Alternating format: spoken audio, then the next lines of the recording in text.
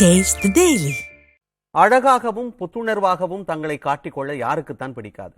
அதற்காக பல்லாயிரம் ரூபாய் செலவு செய்ய வேண்டும் என்றெல்லாம் இல்லை. வீட்டில் இருக்கின்ற பொருட்களை வைத்தே பிரகாசமாக இருக்கலாம் என்கிறார் விழுப்புரத்தைச் சேர்ந்த நந்தினி. அழகாக இருக்க வேண்டும், அழகை பராமரிக்க வேண்டும் என தோன்றும் ஆசை இயல்பானது.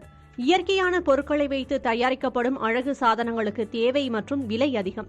உண்மையில் அது இயற்கையாக தயாரிக்கப்படுகிறதா என்பதுதான் பெரும் கேள்வி. ரசாயனம் கலந்த பொருட்களால் ஸ்கின் அலர்ஜி, ரேஷஸ், பிம்பிள்ஸ் போன்ற பிரச்சனைகள் ஏற்படுகின்றன. எனவே அந்த காலங்களில் பயன்படுத்தப்படும் குளியல் பொடியினை மூலிகைகளை சேர்த்து தனது தேவைக்காக தயாரித்து பயன்படுத்தி வருவதாக கூறுகிறார் நந்தினி. என்னோட ஸ்கின்லேயே டெஸ்ட் பண்ணி இதுக்கு நல்லா இருக்குது. இப்போ டேன் ஆகுதுன்னா டேனுக்கு என்ன ப்ராப்ளம் இருக்கோ அந்த ப்ராப்ளத்துக்கான ஒரு ஸ்கின் போட்டு அதுக்கு என்ன ஸ்கின்னுக்கு தேவையான ஒரு சொல்யூஷனை கொண்டு வர ஆரம்பித்தேன். அப்படி கொண்டு போக இப்போ நம்ம ஹோல் பாடியில் என்ன பிரச்சனை இருக்குது அப்படின்றத கண்டுபிடிச்சி அதுக்கப்புறம் தான் அந்த பாத் பவுடரை பாட்டி காலத்துலேருந்து யூஸ் பண்ணுறதுல கொஞ்சம் இன்க்ரீடியன்ஸ் நான் எக்ஸ்ட்ரா ஆட் பண்ணி இதை கொண்டு வந்தேன் நான். ஐடி துறையில் பணியாற்றி வந்த நந்தினி தற்போது அழகு பராமரிப்புக்காக அன்றாடம் பயன்படுத்தப்படும் பொருட்களை இயற்கை முறையில் தயாரிக்கும் பணியில் முழுவீச்சில் இறங்கியுள்ளார்.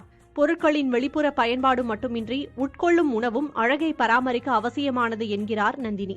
நமது சமையல் அறையிலும் அஞ்சரை பெட்டியிலும் இருக்கும் பொருட்களை வைத்து நமது அழகு பராமரிப்புக்கான பொருட்களை நம்மால் எளிதில் தயார் செய்து கொள்ள முடியும் என்பதும் அவரது ஆலோசனை.